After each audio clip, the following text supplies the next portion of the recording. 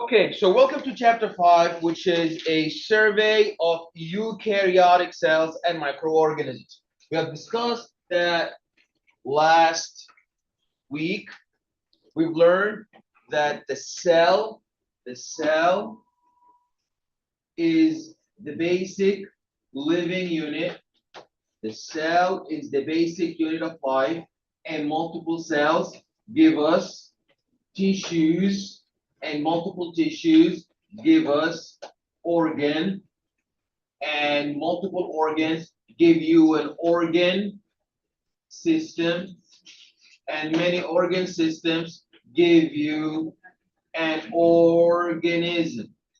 And we've learned that these microorganisms are not all our enemies. So microorganisms. So micro means small, cannot be seen with the naked eye, is not macro. And we said that some of them are our enemies, disease.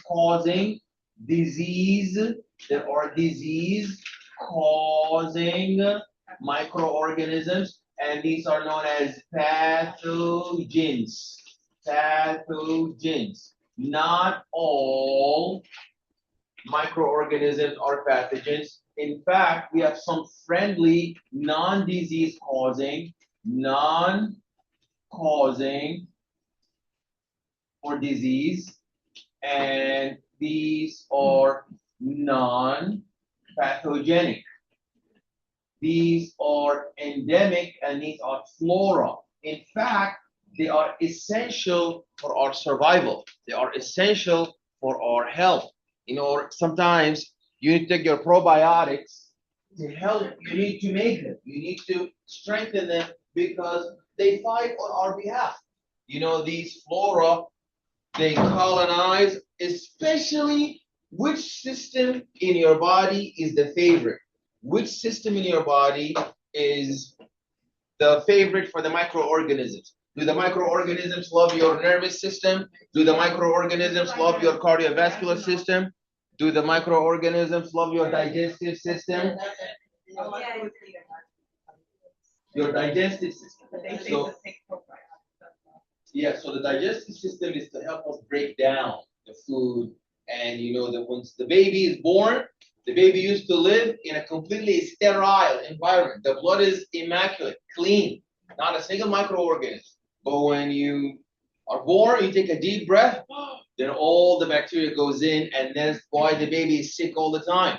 But we said that sickness is actually good because it strengthens the baby, makes the baby strong. So when your baby is getting sick, be patient. This baby on the way of becoming healthy and surviving.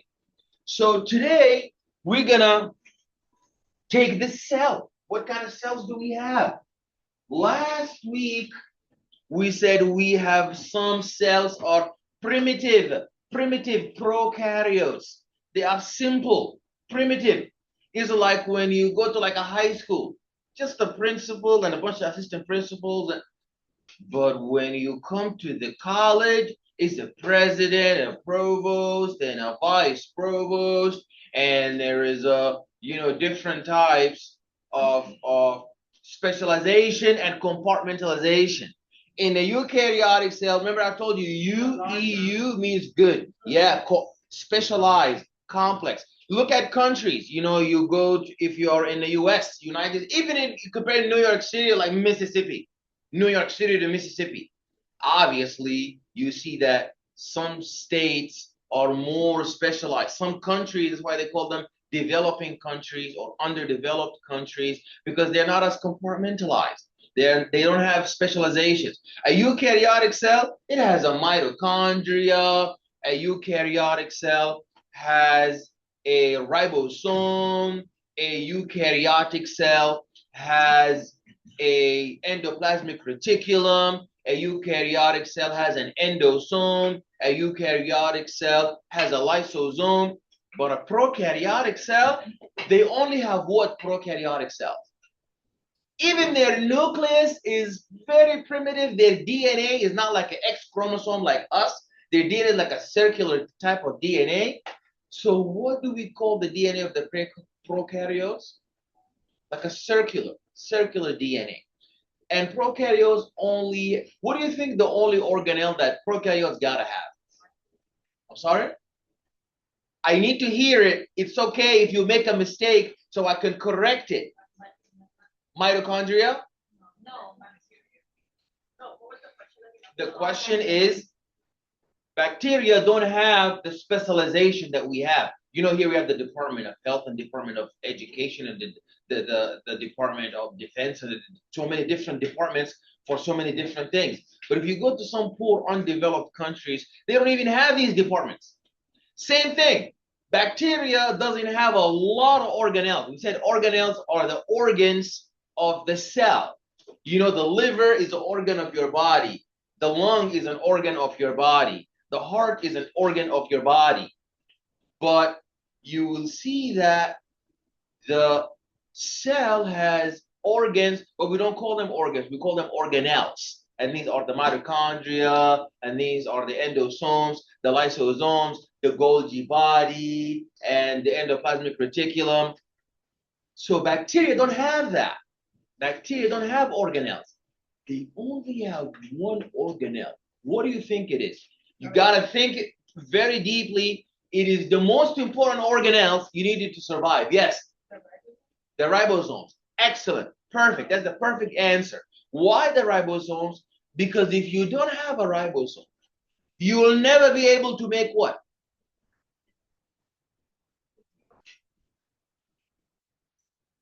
DNA. Proteins. You will never be able to make proteins because we said that the central dogma of biology is you have DNA, and this DNA, you transcribe it, transcription, you transcribe the DNA in the cytoplasm. Oops, we don't transcribe the DNA in the cytoplasm. Where do we transcribe the DNA? Excellent. Transcription takes place in the nucleus. Transcription takes place in the nucleus. We transcribe DNA to get the RNA. And we said there are different types of RNA. You have mRNA, and you have tRNA, and you have a rRNA. And then you translate the RNA. You translate the RNA. Where does the translation happen? In the ribosome. So the ribosomes translate the RNA. Ribosomes translate the RNA. And we have different types of ribosomes. We have free floating ribosomes, ribosomes that are free floating in the cytoplasm, and we have the endoplasmic reticulum bound, endoplasmic reticulum bound ribosomes, RER, rough endoplasmic reticulum bound ribosomes, and those are going to translate for me to give me my proteins. These are the work engines of the cell. How many types of proteins we have? We have structural proteins, and we have functional proteins. Structural proteins, they're responsible for structural integrity, like collagen, keratin in the hair, keratin in your hair, collagen in your joints. If something is wrong with collagens, there's a disease, a mutation where the gene for collagen is mutated, is damaged, and then when we try to transcribe this gene for the collagen is not working, so we're never going to get collagen. So these patients, their joints are weak, Their connective tissue is weak, so they cannot walk. Their joints are very loose, and it's like they're dancing. No balance. No balance. Very good. So they're not going to be able to balance because the collagen is responsible for structural integrity. What's the name of the disease where the patients, their joints are very loose? I talked about that in the biochemistry yesterday. Who remembers the name of the disease? So give chance to the people that may remember it without hint. Then we will talk about hint. Excellent. That's Ehlers-Danlos disease. Ehlers-Danlos disease is a disease where there's a problem with making collagen. That's why the joints are so loose and it's like they're dancing, which is a problem with balance. Excellent. Very good job. Very good job, Devon. Very good job, tomorrow. Are all proteins structural? They're for structural tensile integrity, like keratin for hair and nails. That's structural protein also. But some proteins are not structural. Some proteins are functional. Some proteins are functional, like who? Proteins are functional and structural. Amino acid is a part of a protein. So collagen is a protein that's structural. So what is a protein that is not structural? Structural meaning like a staple, like a nail. It holds together structural tensile integrity. Like a staple, stapling the cells, holding their integrity strongly. Some other proteins, they're not tensile integrity. Some proteins are for what? They are for a function. Who can give me an example of a functional protein? We talked about it last night, carrying oxygen and carrying carbon dioxide. So hemoglobin is an example of a functional protein. It has the function of transferring oxygen from the lung to the tissue. That's not a structural protein. That's a functional protein. Are structural proteins better than functional? Are functional better than structural? No. It's all, everybody got to do their job. We need both of them. Because you know some disease, Ehlers-Danlos disease, that's a structural problem. And sickle cell anemia is a functional protein problem. There was anybody saying, listen, I'd rather have Ehlers-Danlos. Somebody said, no, I'd rather have sickle cell. We don't want either. We want to be healthy. So both of them are important. So the bacteria gotta have ribosomes because who's gonna give the bacteria needs structural proteins? Bacteria needs functional proteins. And nobody else makes protein except the ribosome. So bacteria gotta have ribosomes. Excellent. So now today we're gonna learn about these eukaryotic cells. So you know that metabolic processes are localized within the organelles. So you know the mitochondria is where we're going to have glycolysis. We're going to learn glycolysis is the catabolism of carbohydrates. We have carbohydrate catabolism and we have carbohydrate anabolism, because you know carbohydrate catabolism means we break down glycogen to make ATP and to make glucose and ATP. And sometimes we want to go the other way around. We start saving up. We start building up glucose in order to make, we start building up glucose in order to make the complex starch and glycogen. So all these metabolic processes happen in the organelles.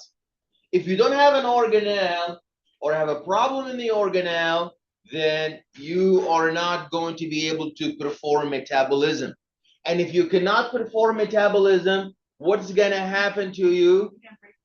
You're going to die, because one of the signs of life, remember last week we talked about life. You know, we all believe life is the soul, you know, soul, S-O-U-L, your soul, you know, God put soul in you. Okay, that is what we believe in. But in science, they don't have the soul. So they can't define life. So they say, listen, we can't define life, but we can define the signs of life, like breathing, respiration. You know, your patient is dead when they can't breathe. Heartbeat, locomotion, metabolism. That's why the virus is dead, because it can't do metabolism. The virus is dead because it can't do locomotion. The virus is dead because it can't do homeostasis. So all these things are signs of the life. Okay, everybody just pay attention and copy what you can. In the break, before I erase anything, I'll give you a chance to take a photo. Don't get up in the middle of the class and take photos while I'm lecturing and while everybody's paying attention. Just hold on, copy what you can see, what you can't see, leave that for later. So you need to remember that life is defined by certain activities like metabolism, homeostasis, thermal regulation, locomotion, reproduction. If you do those, according to science, you are alive.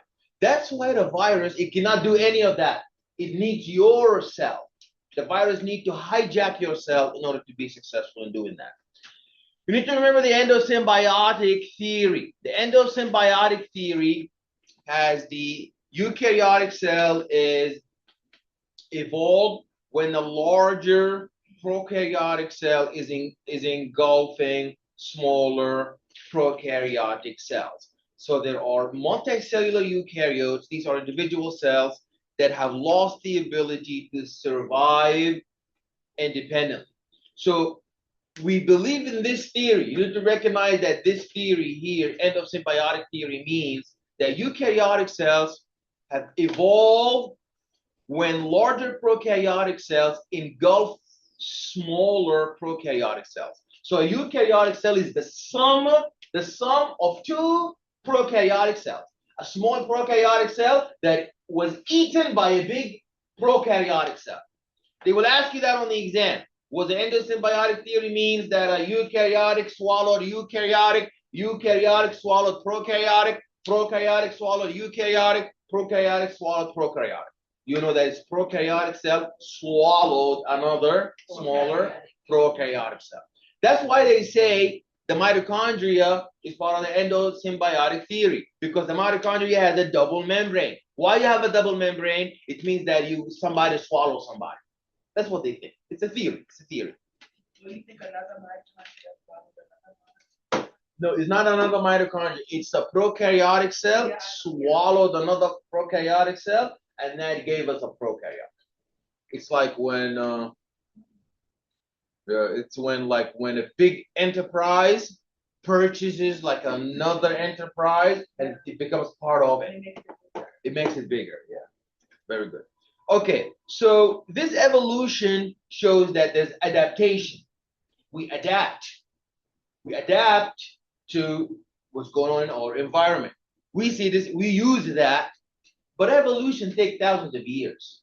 But you know, when you go to the gym and you start running, over the break, I went to the gym, I was running like 5 miles an hour. The next day I couldn't get up. But my metabolism changed. That crazy running I was doing for 10 days, every single day, 10 miles on the treadmill, like 5 miles in 1 hour, then 4 miles the next hour, then 1 mile. I'm so exhausted. Then I realized my metabolic rate changed. Now I'm losing weight and I'm not running no more. I noticed that I'm stepping on the scale and my weight is dropping. It's dropping. Why? Because my body now adapted. Because before, when I was doing it, like when I was running crazy, like 10 miles an hour, like 10 days, I never lost weight. It's like I gave up. Like, what is this? I'm running crazy my weight, because it takes time. It takes time for your body. This is all genetics. Your body, your metabolism is changing. So before you start burning the fat, it's gonna take a while. So now I'm not even exercising, and I'm stepping on a scale. I'm dropping pounds every day. I haven't been in the gym for like 10 days now, and I'm dropping weight. That's no good. That's not good. Now you should stop exercising. Because I'm sick. I stop exercising because I'm sick. Not because I'm lazy. I'm lazy too, but not because I'm lazy. Everybody's lazy. Listen, laziness is bad.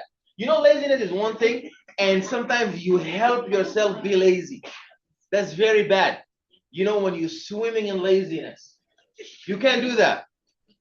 Laziness is very bad. Most of the problem. Good thing that happened. You also lazy now to go back to the gym. Yeah, so when I become healthy, God willing. Okay, so endosymbiotic theory, But remember, students mix up evolution. What happens in the gym when you lift weight, you got a big muscle? That's not evolution. Evolution got to take how long? Thousands of years, not years, thousands of years. That's how we survive, the ice age. So, when COVID came, it eliminated all the people who couldn't survive. So now you are healthy. Now another thing is gonna come, God willing. If you survive that, it means you're strong. So all the strongest, the survival of the fittest. The most fit is the one who's gonna survive. So that shows you here, if you see that a prokaryotic, an aerobic prokaryotic cell swallowed another prokaryotic cell, and that led to the evolution of the algae and the protozoa. So eukaryotic organisms, there are unicellular eukaryotic organisms.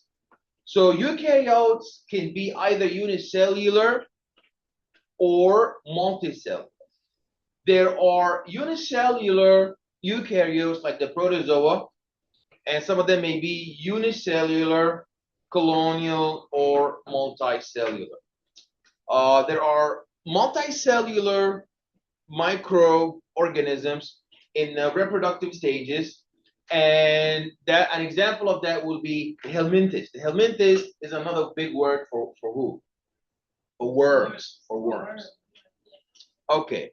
So if you see now, this is our eukaryote. Even if I never told you, you see all of this compartmentalization. The school has the university has a psychologist, HR, it has a department office, faculty office, associate professors, adjunct professors, assistant professors. You have so many different compartments. The same thing if you look here in the cell, we said that the organelles are the organs of your cell. The organelles are the organs. In your body, the liver, the lungs, the heart, these are the organs of the body. But these guys are too small to call them organs, so we call them organelles. You have the lysosome, the Golgi body, the mitochondria, the intermediate filaments. These are like cytoskeletal proteins, the scaffolding that holds the cell integrity. Remember, structural proteins, actin filaments, also to help, in cell division, to pull the chromosomes apart and, divide the cell. So you need to know all the organelles the same way you know the liver, what it does, the heart, how does it look like anatomically, structurally, what is its job physiologically, functionally. You need to know all the organelles and their jobs. The mitochondria, what does it do? Ribosome, what does it do? Endoplasmic reticulum, what is its job? So one of the signs of life is locomotion, being able to move. If you cannot move, then if something is not moving, it's dead. This is one of the signs of life, locomotion. So how do we move? It depends on what kind of organisms are we. One of the main structures for walking, not everybody walk with their legs. Some organisms have a flagella, like a whiplash.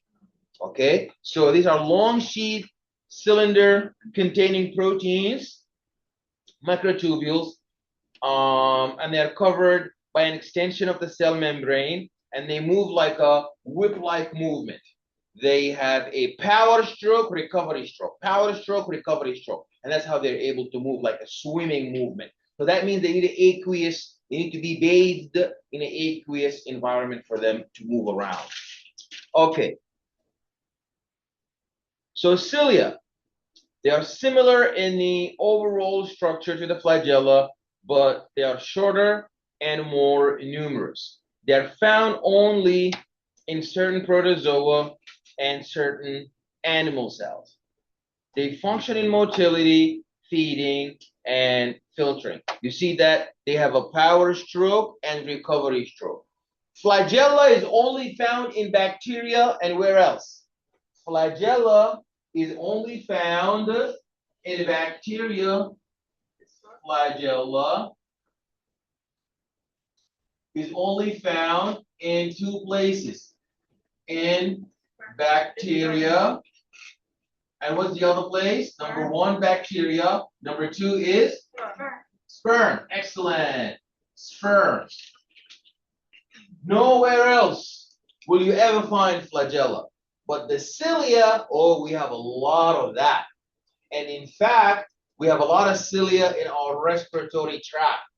And remember, they do the power stroke and the recovery stroke. They shove the mucus. So when you go, it's because all of this mucus, the phlegm, is being removed like a mop. You know the bathroom mop? So it moves all the mucus. Sometimes there's a disease like cystic fibrosis. You see that in cystic fibrosis. It's very dangerous because there is a mucus plug and there's so much mucus accumulating because the patients don't have the chloride receptor. So they don't have the chloride channel. So you have a lot of buildup of chloride, and the chloride is like a salt. So water is going to go where the salt is, and you're going to have a lot of salty aggregate of mucus, and it's going to build up, causing like suffocation in the. It's going to be too overwhelming for the cilia to remove it. Okay. External structures, the glycocalyx. The glycocalyx is what defines you. So glycocalyx is like a combination of the proteins. The glycocalyx is a combination of the proteins and the sugars, combination of proteins, combination of sugars, combination of lipids that are where? On the surface. So when your immune system is scanning, trying to find out if the immune system is scanning, trying to find out if this cell is self or non-self. What is the job of the immune system? The immune system has two jobs. It has to find out self and what is non-self. Non-self is the enemy, while self is a friend. Immune system has two jobs. Job number one, find out the self and leave it alone. And number two, identify non-self and destroy it. You will see sometimes you have diseases like HIV where the immune system looks at not like cancer. Cancer is a perfect example of your immune system failing to realize non-self. It assumes that cancer cell is self. Sometimes you have an autoimmune disease where it fails to identify self. In cancer, your immune system fails to identify non-self because cancer is not yourself. Cancer is an enemy cell. And in autoimmune disease, like autoimmune arthritis, your knee, that's yourself. It thinks that is your enemy. Your cancer, it thinks that is your friend. So sometimes the immune system fails in its two jobs. You need to know the two jobs. Identify self, leave me alone, leave my cartilage alone, don't destroy my cartilage, and find out cancer and kill it. But the immune system fails. Sometimes it targets my own cartilage and leaves the cancer cell. Yeah.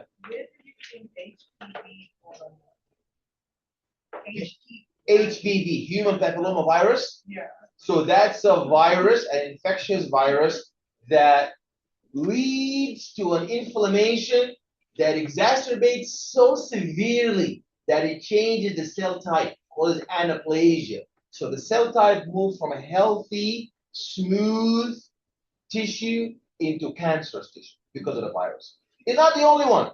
You know the Epstein-Barr virus, called it mononucleosis, called the kissing disease. People going around kissing. You know, back in the day, they used to have in high schools in the 90s, they used to have like they used to like the prettiest girl in the school and supposedly like the most handsome guy in the school. They make two, you know, the hut a kissing booth, something like that, and you pay. You pay. They do that. I swear they used to do that.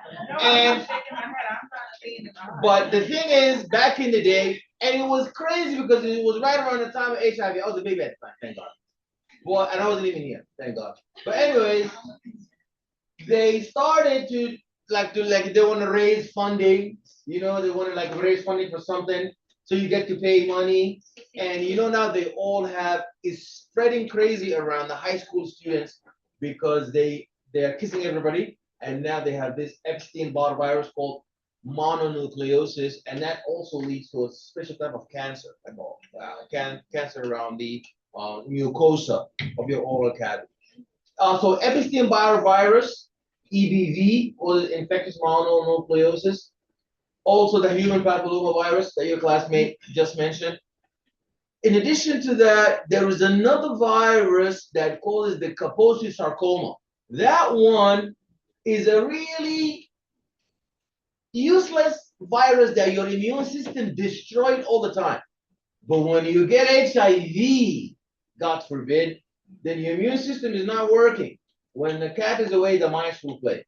So when the immune system is not working, the Kaposi sarcoma starts to happen, and you see that it is very distinctive of HIV. You know, there was a movie called, everybody heard of Philadelphia, a movie called Philadelphia by Tom Hanks? Nobody heard of that movie? Nobody.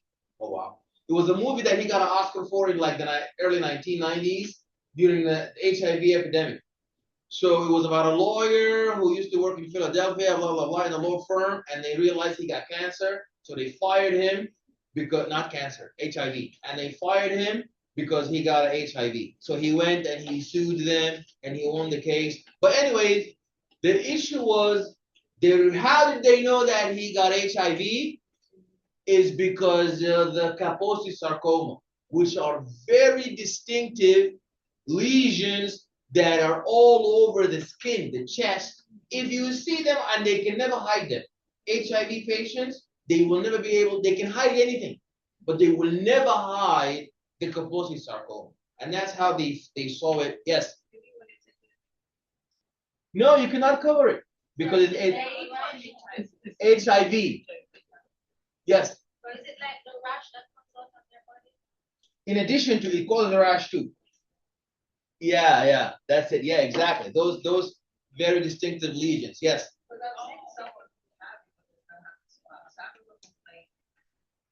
Somebody that have what?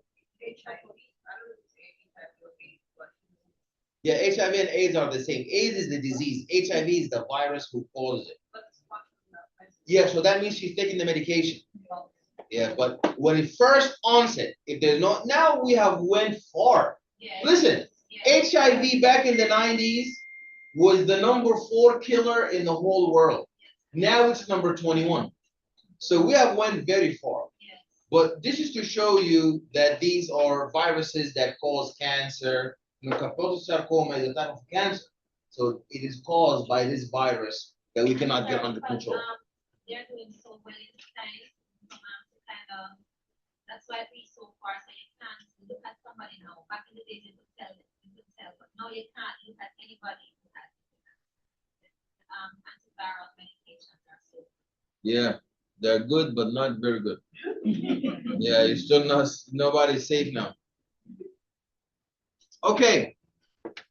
Alrighty, so the glycocalyx, and then we have the boundary of the cell wall. We have a cell wall. The cell wall is external, outside, external to the plasma membrane. It's like an additional saran wrap that wraps the cell for protection from the outside.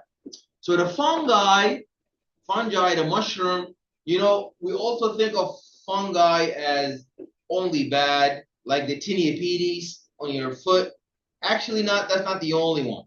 There is also the fungi that is, you know, there's the one on the foot, and there's the one we put on the pizza, the mushroom. That one is delicious. The one you put on the pizza is a good type of fungi, while there was another very bad one, the one that causes these pathogenic. So there's some pathogenic fungi, and there's non-pathogenic fungi. Okay, typical bilayers of the phospholipid. So now it's no longer a secret for us that the plasma membrane is amphipathic. The plasma membrane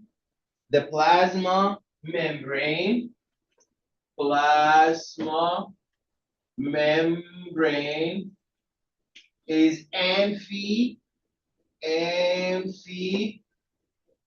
Amphipathic. Amphipathic meaning that it's two in one. They have like mythological creatures that has the head of a human and the body of a horse, all that kind of stuff. This is actually in your body, you will see that is phospholipid. Phospholipid. So now that's a two in one. That's a hybrid. Hybrid. That's a mixture. So you see now there's an advantage being two in one. The first advantage, phospho, does it dissolve in water or not? Phospho. Yes, that's negatively charged. That's polar. So that is water soluble, meaning that it's hydrophilic and also hydrophilic and lipophobic. It's afraid of lipids and it loves water. Hydrophilic and lipophobic. Hydrophilic and lipophobic. What about the lipid part of the phospholipid? That one is nonpolar and also no, it cannot be philic. It cannot is lipid. It's hydrophobic and lipo. How can it be lipophobic and is lipid? Is lipo, like think before you talk. Think a little bit before you say it. Lipo is lipid, so it's lipophilic. Philic means love. It loves lipids. Hydrophobic, it means that it loves water. It dissolves in water. So the point is, your plasma membrane is amphipathic. It has both properties, 1 and 2. So if you look now, you will see that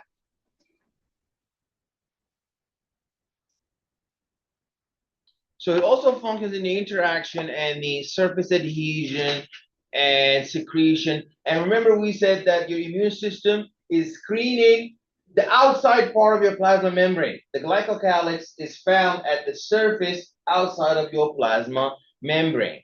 So you see that the function of the internal structure within the eukaryotic cell, you see that the nucleus is a genetic center of the cell, is a repository of DNA, and it has synthesis of RNA. The nucleolus is a center within the nucleus, is a small region inside the nucleus responsible for ribosomal RNA synthesis and ribosome construction. Okay, the endoplasmic reticulum is a center where there's transport of material and lipid synthesis. We also have the Golgi apparatus. It is responsible for the packaging and the modification of proteins prior to the secretion. Lysosomes are the intercellular digestion, are important for intercellular digestion, and vacuoles are responsible for temporary storage and transport, digestion, and regulation of the osmotic pressure. We know that the mitochondria is the powerhouse of the cell. Chloroplast is only found in plants. Ribosomes are important for the protein synthesis, and the cytoskeleton is composed of microfilaments and microtubules. Okay, nuclear envelope is composed of 2 parallel membranes. Is responsible for 2 parallel membranes and is separated by a narrow space and is perforated with pores. These pores here allow the influx and efflux, the entry and the exit, of particular very important genetic information, transcription factors, receptors, like some of the like cholesterol-based hormones such as testosterone, estrogen, estradiol, aldosterone. Those need to get inside the nucleus. The nucleus cannot be locked like a crucible. There has to be entry sites. That's why you see all these holes. You see where my mouse is? See all these dots? all these holes, that's how we're able to get in the receptors, the transcription factors, and we're also going to get things out. Who gets out of the nucleus?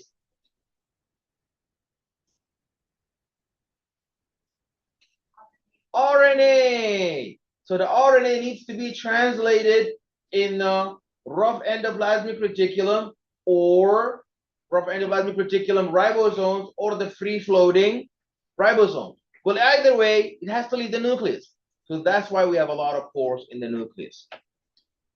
So now this brings us into the important topic of mitosis. So you need to know that you need mitosis, which is cell division. You need regulated mitosis, not out of control mitosis, because that's cancer. You need controllable mitosis.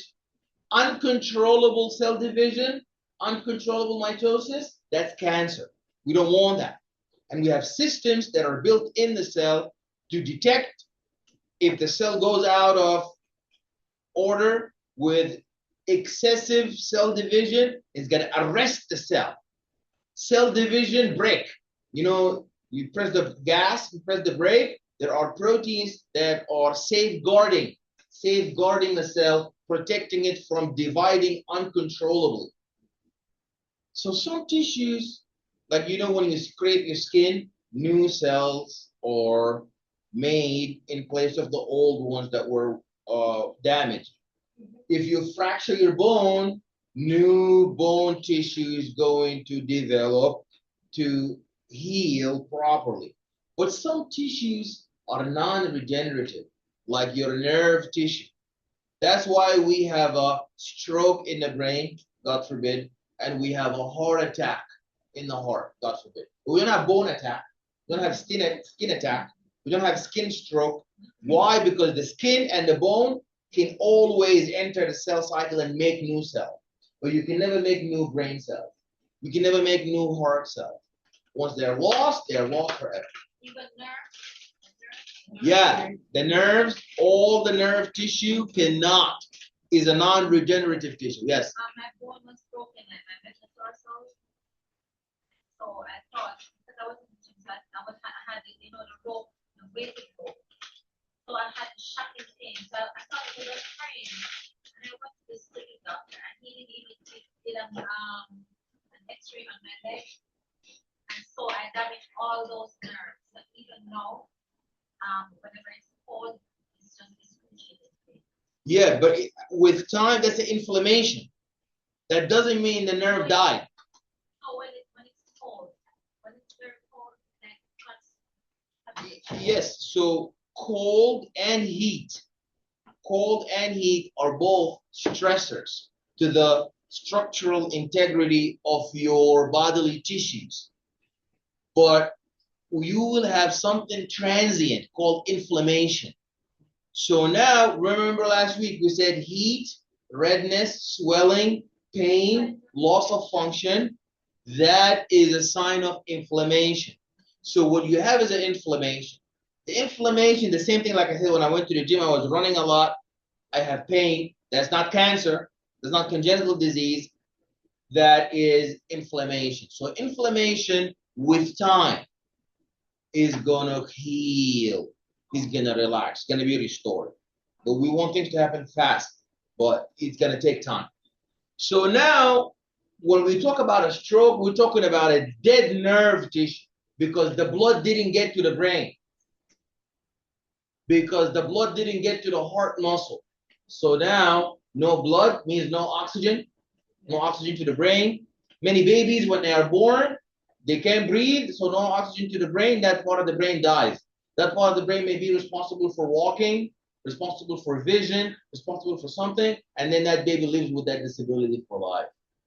Sometimes people, atherosclerosis, eating the big beef burger with cheese and mayonnaise, and then that clogs the arteries in the heart, and then the blood cannot arrive to the heart muscle itself, and it dies. Now I eat bananas. These guys helped me last semester. Oh, why are you drinking soda, Professor? Oh, no. You can't eat banana. So now I stop. Love your spice.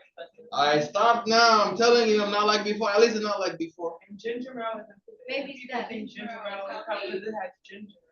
Yeah. No. Somebody said ginger ale is good. And I'm talking to myself. Yeah. I always wanted ginger ale. Like I don't want nothing else but ginger ale. Yeah. My uncle said ginger ale is good for the stomach and digestion. They always say that. Is it true? It's medicine. It's not. It's superstition. It's still soda. It's like, you know, Santa. Santa came down the chimney and ginger ale is good for the stomach. What is that? Where do you get that? They give that in the hospital though. If the patient say, in my job, if the patient say that they have like the dietitian come upstairs, if the patient say, oh, I'm gassy, the food is upsetting my stomach, they add ginger ale as like a medical order to their week. Because it's placebo. They think that it treats them, so you give it to them. It makes them heal. Okay. What about Yeah. vitamin water? What do you think about that? Everything commercial is not good. Yeah. All sugar. Sugar is very bad. But we like Sugar is not sweet. Tastes sweet, but once it goes in your body, it's like snake. That's Poison. why they said diet soda is worse than actual soda. I wouldn't doubt that. I have lost my faith in the industry. Yeah, water is good. What about the Seltzer water, I don't know. Carbonated. Carbonated, I don't know. Maybe it's good. Is it good? No, it's Acidic? acidic. Carbonated.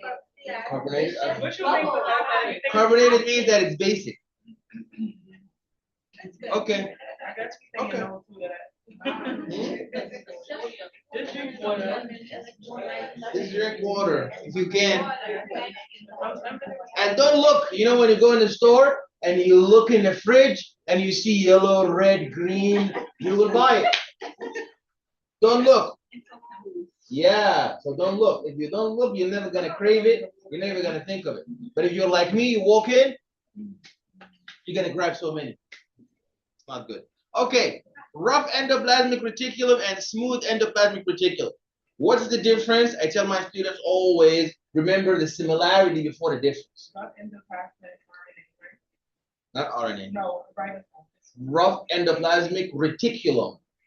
That's like that's an appendage. Oh, is it mRNA? No. Yeah, so the rough is because it has a lot of ribosome embedded on it. And the smooth one has no ribosome. Well, I ask my students all the time, what's the difference between the ribosomes that are embedded on the rough endoplasmic reticulum and the free-floating ribosomes? Those are the ones that they're not in. So what's the significance? Yeah, we know that. We know one I is. guess that's the other one rejecting them. They're not saying it. I'm sorry?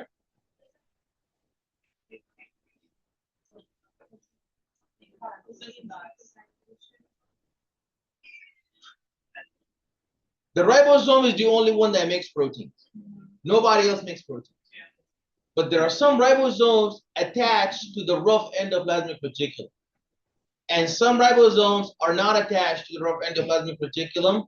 What are they? They are floating in the, floating where? In the cytoplasm. Cytoplasm. Well, there's got to be a reason for that. Is it because the other red reticulum is like they're not sticking to that? Some ribosomes are attached to the rough endoplasmic reticulum. Some are free floating. Well, what's the difference between both? Well, obviously, one is stuck on the rough endoplasmic, one is free floating. But that's not a difference. The difference is in their function. Well, what's the function? How are they different? Well, if you want to know the difference, you go back to the similarity. Well, both are ribosomes, right? Whether you're attached to the rough endoplasmic reticulum, whether you are free floating, in the end of the day, you are a ribosome. So you're going to be making proteins. So the difference is going to be what type of proteins. Functional structure. So what kind of proteins are coming out? So that's going to be the difference. The proteins that are coming out of the ribosomes that are embedded on the rough endoplasmic reticulum and the ribosomes that are floating on the cytoplasm are going to give us different types of proteins, not the same. And the difference is the proteins that are coming out of the ribosomes that are free floating are going to be proteins to be used inside the cell, structural and functional proteins for the own use of the cells. But the ribosomes that are on the rough endoplasmic reticulum, they make proteins that are not to be used for their own cell. They're to be exported out. You know, cells, they don't only deal with their own cell. They communicate with nearby tissues. Some of them, they deal with other organs. You know, you need to package these proteins that are going out. So, you know, sometimes you have an Amazon local shipment. So that goes like from one state to another, from one borough to another. And then you have an international shipment that goes from a country to another country. So the endoplasmic reticulum bound ribosomes, they make that protein that is going away from the cell to the bloodstream, to the nearby tissue, to other cells. And the endoplasmic reticulum is going to be adding something called the signal peptide sequence. The signal peptide sequence. The signal peptide sequence. The signal peptide sequence is like a barcode. Any protein, so the ribosome will make the protein, and the rough endoplasmic reticulum is going to add what to it? The signal peptide sequence. Then you send that to the Golgi body. You send that to the Golgi body. So the Golgi body, whenever it sees that there is a protein with an attached endoplasmic reticulum signal peptide sequence, it knows that this protein must be packaged and exocytosed and sent outside of the cell. But the free-floating ribosome, every protein they make, so it's not a structural versus function. It's, are you used inside the cell or are you going to be exported outside of the cell? Are we clear? Any questions? So that one, the one that's floating is the signal peptide. No, the one that's floating is not the signal peptide because we said the signal peptide is coming out the rough endoplasmic reticulum. So the signal peptide sequence is coming out of the rough endoplasmic reticulum. It's like a barcode. So only the ribosomes attached to the rough endoplasmic reticulum. The smooth endoplasmic reticulum has nothing to do with no proteins because it has no ribosomes on. The smooth endoplasmic reticulum is responsible for fat, lipid synthesis, detoxification of waste, and it has no ribosomes, storage of lipids, synthesis of lipids. There you go. You see that this is the rough endoplasmic reticulum, and it has all the ribosomes. You see where my mouse is? They are all at, this is your rough endoplasmic reticulum. See those bubbles? Those are the ribosomes. And you see here, those are the ribosomes making, what are these beads? This is your protein. But they duck all the beads inside where? The rough endoplasmic reticulum. Then the rough endoplasmic reticulum is going to staple and add the barcode known as the signal peptide sequence. Okay, that's the Golgi. You see the Golgi apparatus? Then the rough endoplasmic reticulum is going to send its signal peptide sequence attached to the protein that has been translated in the ribosomes attached to the rough endoplasmic reticulum. And you see it's going to enter the Golgi body. And you see what's going to happen? They're going to be exocytosed to the outside. See where my mouse is? It's going to be out, yes, outside the cell because it's to be shipped extracellularly. Lysosomes are the police officers of the cell. They always fight on behalf of the cell to remove all the microbes and to damage any particular type of types of invaders, pathogens, and you see the vacuoles. You have membrane-bound sacs that contain particles to be digested, excreted, or stored. So phagosomes, these are vacuoles that are merged with the lysosome. So you see that phago means eating. Phagocyte means a cell that eats. That sounds like the white blood cells. Your white blood cells are phagocytes. So they eat other cells that are dangerous. They eat other cells that are pathogenic and invader cells. Any questions? Does anybody have a question?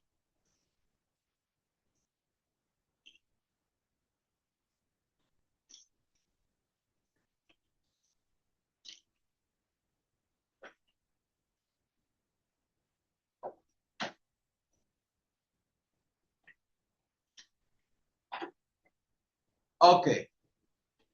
So you see that vacuoles, these are membrane-bound sacs containing particles to be digested, excreted, or stored.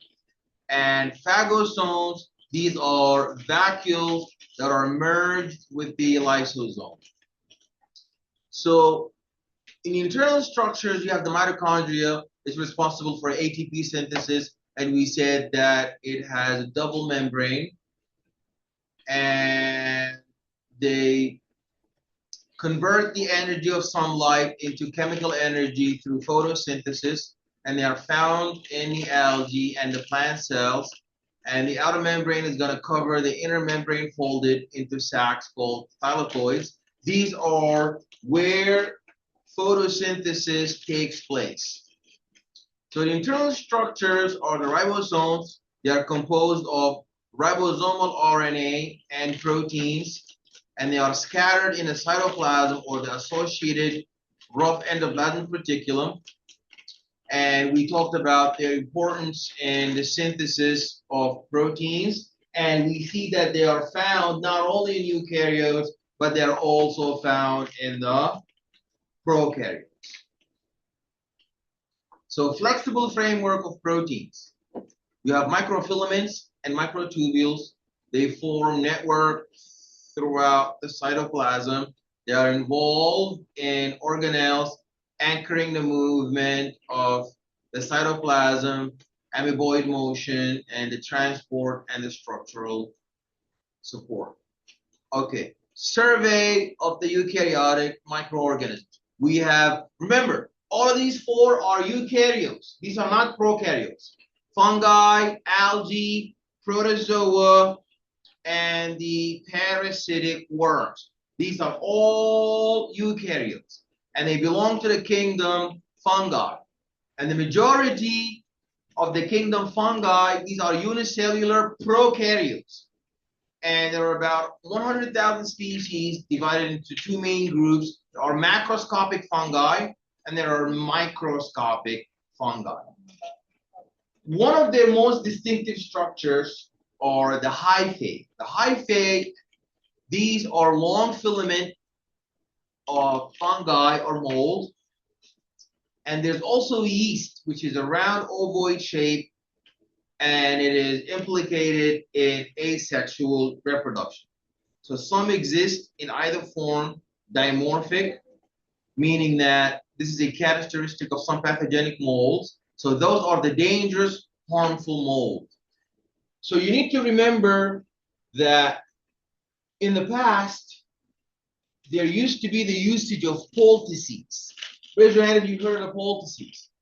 We discussed poultices, right? Yeah. So poultices, they were used and they were made by nurses back in the day, where they used to take molded bread and paste it and put it on a wound. And the entire, they hate each other, the bacteria and the fungi. So the fungi would secrete antibiotics that are going to kill the bacteria.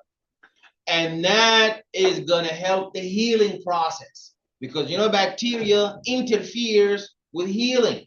It prolongs the inflammation and the attack, the inflammatory phase and the attack of your structural tissue integrity. There's going to be more redness, more pain, more necrosis, more heat.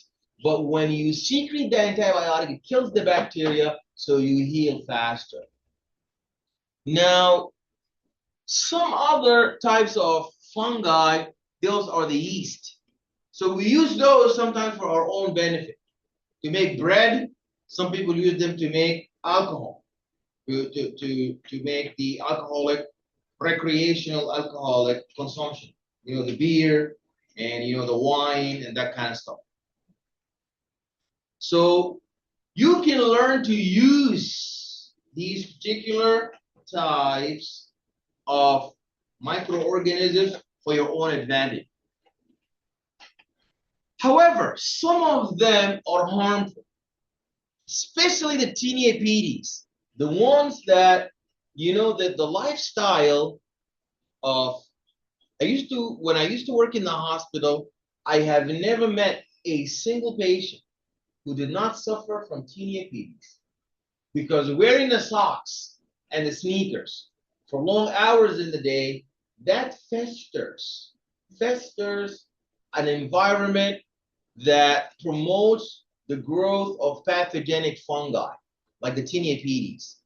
And there is a lot of fissuring between the toes, a lot of plaques, a lot of fissuring, a lot of plaques, a lot of bleeding, and a lot of ulceration, and these types of problems that are going to lead to the inflammation of the foot. And the smell, it has a foul smell, Tinea and fissuring and ulceration. And if you don't treat it quickly, it's going to impair even with your ability to walk. I've seen this patient, and I have never seen a Tinea like that. He was a cab driver. It was insane. Like there was like white plaques, and it was horrible. Interesting part, when I used to go work in a hospital back in my country, people don't wear sneakers there. They wear sandals. It's like a third world country. So the foot is not in socks, unless there's like a wedding where people wear like a sock and dress shoes. But the most of the time they're wearing slippers. When I first got there, I was wearing my sneakers all the time.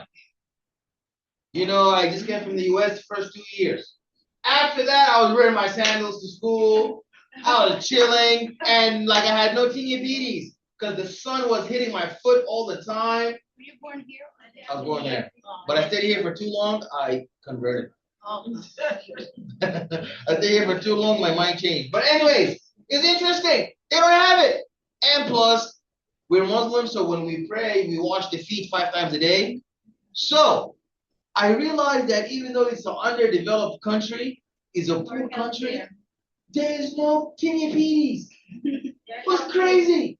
And here is a fully developed country, like a really advanced, and most of the people have Tinea because of sneakers. That advancement is worse because here there's a lot of processed food. When you go to other places, they don't have that. I looked like with gloves, like in the foot of all of the people. No fissuring, no ulceration, no foul smell. And you wear like slippers all the time because they can't afford shoes. Yeah, they're getting air, sunlight, and they're washing them for the prayer, remember? So it's amazing. So I started wearing slippers all the time in school. It was amazing. Not slippers. Not slippers. Slippers over there are like disrespectful. If you walk around with slippers to school, it's like you get in trouble. But you can wear like sandals, like those big, like fancy sandals. But your feet are like supposed to air. People here don't like to show their feet. I don't know why. Because they're ugly. They ugly. The feet probably ugly. The feet is probably ugly. Well, in the summertime, Ah, Ugly feet. I see But now. also, it has to do with weather. I walk feet here all the time in the street. People look at me like I'm crazy. It has to do with weather. Professor, I was like, in the summertime, women show their feet, but men's feet are so ugly. Yeah. They don't want to Not show all. their feet. Some of them. Not all. I'm saying I seen somebody with socks, wearing socks and slipper on them. Have you seen that? Yeah. It just made me lose my mind. If you're gonna wear slippers, why would you put socks? Exactly. Especially, sir, I've seen some men, their feet, every patient I have, I always come to the example because I have foot fetish. Their feet are so pretty and their hands. Who's that? Some men that have made in the hospital. They have The the majority of sexy them- hands. Look at my hands, they're all baby. They have Okay, my feet are not pretty, but they don't have teeny But you feet. can get washed. I know you wash your feet. Because I walk barefoot, I'm okay. But you still wash your feet. Right? Yeah, I pray 5 times I wash my feet. So, You know when I go away, where do you think I go? exactly. I don't go to like So vacation. your feet is taken care of. But yeah, you have to wash your feet. Yeah. And you have to wash your feet with and you have to put the ointment, clotrimazole. Don't ignore the teeny feeties because it's gonna get to a point where it's not gonna work no more. Even if you put the ointment, too late now. Too late. We're gonna learn in this course. These microorganisms are What is wicked. it called? They're gonna get to a point where you reach a point of damage beyond salvage. I'm sorry? Clotrimazole. Clotrimazole. But sometimes the doctor can give you another one, it's okay. But it's gotta be an antibiotic. That's one company, if they give you another one, it's okay. Just rub it before you go to sleep, it will be okay. But if you just delay it, then you're gonna look at your feet and you're like, what is that? But okay. Alrighty. So these are heterotrophs. Okay, so they reproduce through the spore formation, and spores are formed following a fusion of two different strains with the formation of sexual structures. And you see, this is the molded bread. We talked about that. Yeah, I think we discussed that on by protist.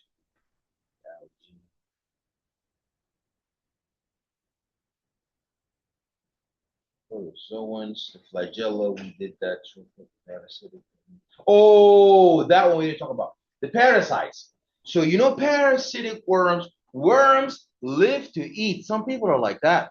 Worms are, we need them because if there's no worms around, how many people have been buried on the earth? They will still be there.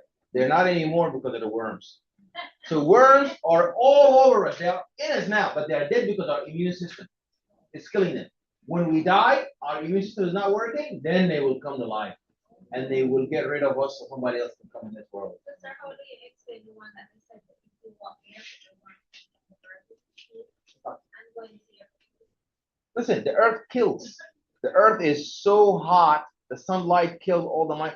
Earth is more clean than the doorknob, than because earth is exposed to the sunlight. Sunlight is going to kill all the microorganisms.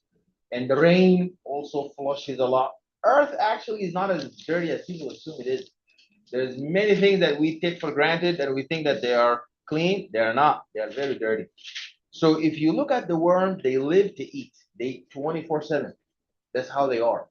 And some of them, these parasitic worms, they have adapted in evolution. They live in like crucibles, endospores, and they never break. Sometimes, especially if you stop eating red meat, it's excellent. Only you eat a little bit of red meat.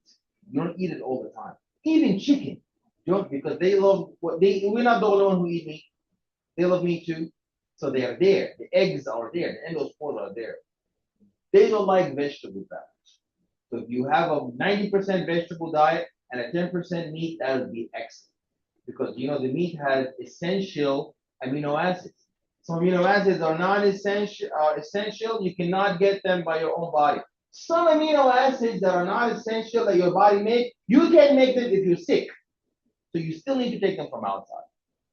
But all of these worms No matter how good you barbecue the food, no matter how hot you heat it up, some of them are still there. No, what keeps them alive? Like, That's how they are. They just develop over the years. They are very, but don't worry, your immune system kills all of them, most of them. As you get older, your immune system deteriorates, so you should calm down with the meat. But pork, that one has the craziest types of the craziest types of the endospores and the worms. And it goes where? Where does it? The brain. It goes in your brain and it eats the inside of your brain. So steak does have worms. Chicken does have worms, but your immune system will destroy them and they are not as harmful. But the pork one, your immune system cannot do it. The fire cannot do it. So you cook it, you think it's dead? Ha ha ha. It's not. It's gonna wake up when it goes inside. And your brain, you know, some people, their brain, okay, I'll show you. Not now. You know, this is my favorite part of lecture. To show you the tapeworm of the Tineipedes. No, not Tineipedes. Tiniosolium. It's called Tiniosolium. There you go. You see? There it is. Look at what it does to your brain. Okay, that's the bacon. Oink, oink, oink. That's all the oink. One of my students told me, Professor, but it's delicious. Is it delicious enough to make your brain like that? Yes. You see? This is called cysticercosis, but it's the tapeworm that goes in the brain. Steak doesn't do that. Chicken doesn't do that. They make some digestive problems, but they do not. Oh, I remember now. Remember earlier when you mentioned to me that human papillomavirus leads to cancer? I mentioned the Epstein-Barr virus, the kissing virus makes infectious mononucleosis. Then I also mentioned what else? The sarcoma, the Kaposi sarcoma virus. The fourth one I was thinking of, now I remembered it, H. pylori. H. pylori is a bacteria in the stomach that causes inflammation that could turn into gastric cancer.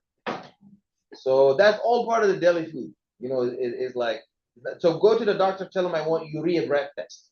So see whether you have it or not. If you have it, take the triple therapy, then the quadruple therapy. Now they change it. Sometimes they do quadruple therapy first, then the triple therapy, and then get it out because it can bore. And one of my friends, he ignored it back in college. It bored like the drill. It drilled through his stomach, and the stomach content started to empty out into the peritoneal cavity. So you see, I told you, just like don't ignore the Tineipedes in the foot, don't ignore the H. pylori. He's alive, yes. H. pylori turns into Cancer, yeah. The inflammation turns into cancer. Yeah, he was a liar. That my friend, he was a liar. But you know, it's okay. When you lie, I mean, they should, you know, Pinocchio, they should put him. I never met somebody like that. just lying for the rest. Yeah, but I think he changed now. He's a teacher now.